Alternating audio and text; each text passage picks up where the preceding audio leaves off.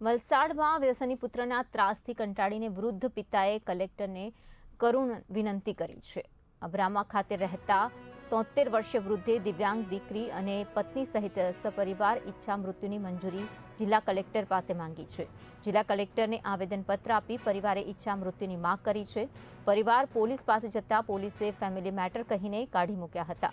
હવે કંટાળેલો પરિવાર મોતને વહાલું કરવા તૈયાર થયો છે. 20 વર્ષની પુત્ર ત્રાસ આપે છે અને પોલીસ અને કોર્ટથી નિરાશ થઈ હવે ઈચ્છા મૃત્યુ સિવાય કોઈ રસ્તો નથી.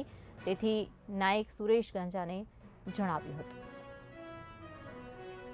હું મારા નાના દીકરા માટે આવેલો છે, કંટાળીને ઈચ્છા મૃત્યુ માટે આવેલો છે. અમે શું સમસ્યા છે?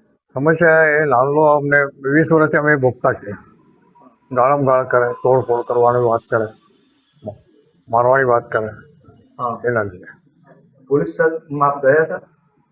પોલીસ કેસ કરેલી એ પછી એમને ગેરનો મેટર આમ કહીને જજ સાહેબે એને છોડી દીધો. હા.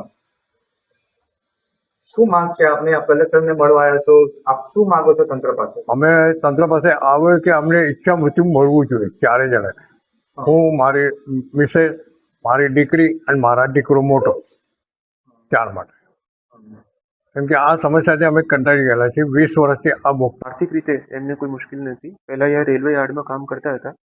મહિનાની 29,000 જેટલી એમને પેન્શન મળે છે. 2 દીકરા છે એમના, એક દીકરી છે અને એમની વાઈફ એમને સાથે રહે છે. બંને દીકરા કામ કરે છે. અત્યારે જો એમનો મોટો દીકરો હતો આ પણ એમના સાથે આવ્યો હતો. આ પણ એક કંપનીમાં કામ કરે છે. તો આર્થિક રીતે એમને કોઈ પ્રોબ્લેમ નથી.